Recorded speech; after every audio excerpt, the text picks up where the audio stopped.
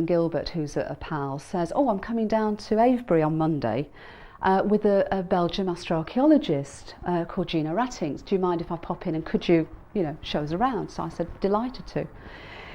So anyway, left it at that. We then got on the train to come back. I opened the Quest Egypt special at an article on the labyrinth written by Gino Rattings. And I'm thinking, whoa, synchronicities at work. This is the people we need to be talking to. So Adrian and Gino come down, and Gino tells us all about the labyrinth and its hugeness, and how to the Egyptians it was their repository of all their knowledge. It was, as I said, 3,000 rooms, the largest building they ever had. It disappeared from history about 3,000 years ago, and they think they found it. So Gino shares what he's got, and we share what Pete's got, and the final sort of bit of the synchronicity was Gino saying, we know where it is because next to it there's a sort of a pyramid.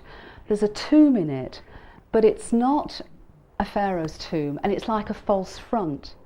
And the one thing that I hadn't said to Gino was in Pete's writing on a piece of paper, he'd in his Ubi had been shown the entrance and shown that it was through a sort of dilapidated pyramid with a tomb in it, which was not a tomb of a pharaoh.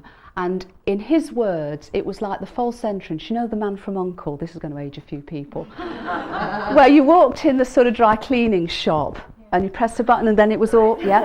And Peter said it's like the Man from U.N.C.L.E. entrance. And he'd written this down, you see, and Gino had just said all about it, word for word, and I went, oof.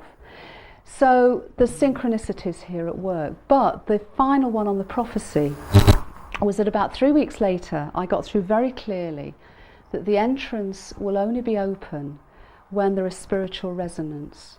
When three people come together, and I haven't a clue who they are, but when three people come together that are sufficiently in resonance to actually enable the trigger. And I know this is true when you actually communicate with the guardians of the sacred sites. It's about resonance. It's actually being at a vibratory level that can resonate for that connection. So that came through very, very strongly. And then about a week and a half after that, I mentioned that to somebody, and they said Casey had said the same thing whenever it was ago, and I'd no knowledge of that. So there's something about threes, and of course threes are about balances, because when we think of universes of dualities, it's about trios, it's about trinities, which is why the triangle, which is one of the most stable forms there is in the universe, because it's actually the balance.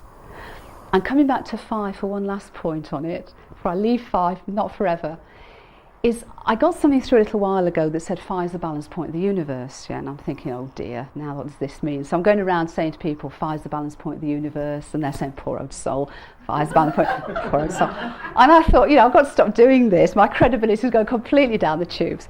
And I mentioned it actually to a chap called Slim Spurning, who works with Drunvalo Melchizedek. Slim was over, and Nis brought him over. And I said to Slim, didn't I, 5 is the balance point of the universe. And instead of patting me on the head, almost where I'm standing, and instead of patting me on the head, he fished into his pocket, and I thought, this is a bit more interesting. And he took out an electric coil, and he said, when they push an electric field through this coil, at the 5 point, which is the 1.618 ratio, it switches from positive to negative. Wow. So, balance point again, okay? So we're learning, and it's exciting, and it's great, but at the end of the day, all of the mind stuff is absolutely secondary to the heart stuff. We can't connect through here. We can only connect through here. Then we can manifest, then we can do great things, but we need to connect here, I think. Any more questions? Going to take me off soon, or? No. Any thoughts or questions? Where's the on switch? Where's the on switch? I wish I knew. I know silver is crucial. And I just have a sense that when I just have this real sense when the time's right, it'll all come in. I don't think we can search for it. I don't think we can push it. I think we've just got to trust and know that when the time's right, it will all come. Yeah. Just going with open hearts. Yeah. So you think the landscape will open the heart? I'm not sure the landscape does, but I think it can help. I think people come here as they go to Chichen Itza, as they go to Giza, and they have a sense of awe, but they have a very deep connection. And I think that things are happening. I mean, we're so multidimensional. You know, what's happening consciously is only a tiny part of what's happening. And I have a sense that just coming and being is opening. Yeah. You didn't say very much about the other arm. Oh, this avenue. Yeah, we know that there was another avenue. For some time archaeologists disputed it. But we know that there is a complementary avenue.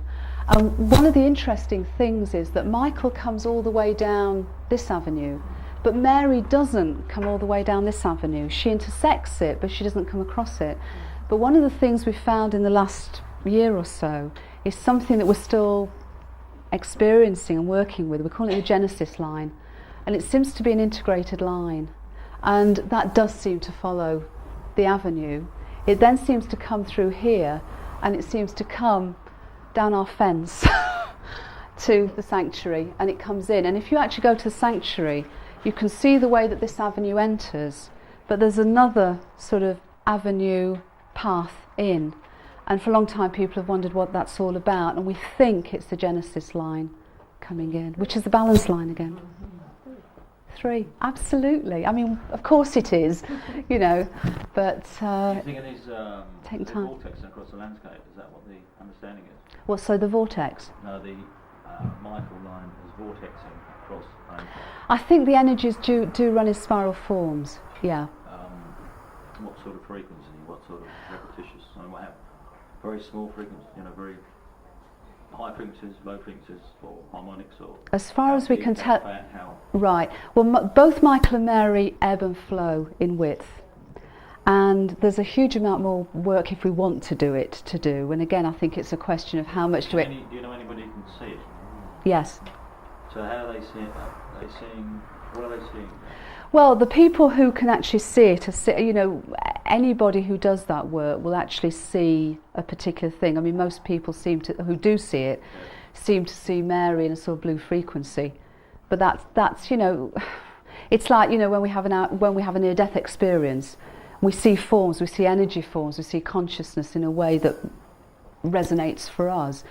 But if you actually look at the ebbing and the flowing, they do get wider and narrower depending on the phases of the moon and times of day. Okay, are they snaking across the landscape? Yeah, very much are they so. going through the solid material of the earth? Are they flying through the, you know, what are they conforming to the contours? Are they, what? We don't know is the answer. I mean, the only all that stuff, I can't find anybody who knows, and I can't understand why nobody knows. I think because, to be honest, makes sense to me. You know, all this supposed clairvoyance, all this. Yeah, whatever, and nobody still knows. Yeah. They talk about energy, they just don't know. We know that there is a discernible energy that's actually above the earth. What's been follows the contours. Yeah, we know a lot less about what actually happens within the earth, although Billy Gorn, who's with the Earth Mysteries, part of the British Association of Dowsers, is doing now with Sig Lundgren a lot of work on free-falling water and what that means in terms of energy pathways beneath the earth. But I mean, in terms of other information that we've had, one of the things that I find fascinating is the view that if you go beneath the Earth's crust and you go into the magma, we all think about the lunar influence being with water, being on the surface. Well, the view is that it actually affects the magma. So in fact, it doesn't actually affect directly on the Earth's surface. What it does is it actually, at that deeper, more profound level, affects the magma, which of course is liquid and has tides, and that then comes through the whole sort of ecosphere of the Earth's crust to actually affect us, to affect plants, to affect everything else. So it's a sort of an in, then an up, rather than a straight down. And if that's the case, then these energy lines will actually probably go throughout the crust and straight through. I mean, the Earth, my perspective is the Earth's a living being, so I mean, you know. Yeah, but at one level it's actually not there, is it? I mean, it's like, matter's 99.9% nothing, isn't it? Absolutely. So it's like... Well, matter's frozen energy. I mean, you know, ultimately it's all consciousness. Yeah. It's all a creation of our intent and our consciousness. I mean, how does it relate to, is it Watkins that did the ley lines? Yeah, Watkins did. He did the, yeah. How does Yeah. it, I mean, how do vortexes relate? Well, what There's no Watkins... vortex anywhere near No. Watkins' stuff, it's straight lines. Yeah. straight across the landscape, right to the points in churches or points on the landscape. I mean, Well, what he did was he did the lays, the original view of the lays, Yeah. and he did alignments. Yeah. And I think there's a bit of difference between alignments in a landscape and energy, because energy is organic. Energy doesn't go in straight lines. I mean, electromagnetic energy, free-flowing energy, goes in waves. It goes in sinus, serpentine waves. And even when it freezes as matter, it's a standing waves of